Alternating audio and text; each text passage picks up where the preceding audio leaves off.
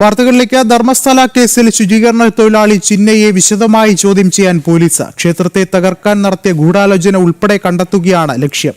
അതിനിടെ ചിന്നയും മലയാളിയായ ജയന്ത് ടി, സുജാത ഭട്ട, ഗിരീഷ് മട്ടന്ന എന്നിവർ കഴിഞ്ഞ ജൂൺ മാസത്തിൽ ഡൽഹിയിൽ പോയതായുള്ള വിവരങ്ങൾ കൂടി പുറത്തുവന്നു.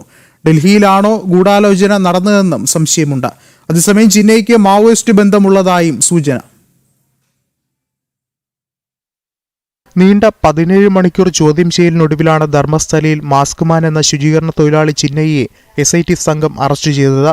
തുടർന്ന് ഇന്നലെ കോടതിയിൽ ഹാജരാക്കിയ പ്രതിയെ 10 ദിവസത്തെ പോലീസ് കസ്റ്റഡിയിൽ വിട്ടു.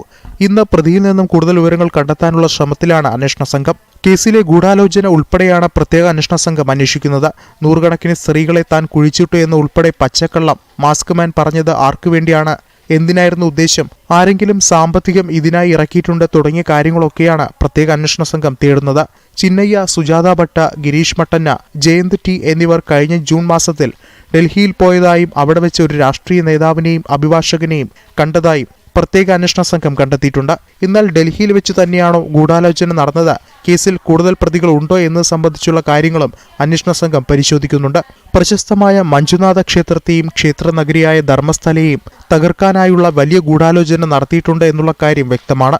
എന്നാൽ അതിന് എത്രത്തോളം വ്യാപ്തിയുണ്ട് എന്നതാണ് വ്യക്തമാവാനായുള്ളത്. പോലീസ് കസ്റ്റഡിയിലെടുത്തിരിക്കുന്ന ചിന്നയ്ക്ക് മാവോയിസ്റ്റ് ബന്ധം ഉൾപ്പെടെയുള്ളതായാണ് സംശയമുയരുന്നത്. കഴിഞ്ഞ ഏപ്രിൽ മാസം വരെ മാസ്ക്മാൻ താമസിച്ചത് തമിഴ്നാട്ടിലെ സത്യമംഗലം വനമേഖലയിലെ LTT റിലീഫ് ക്യാമ്പിലാണ്.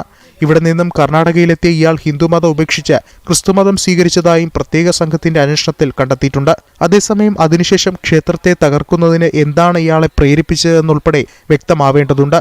ജനം, ധർമ്മസ്ഥല.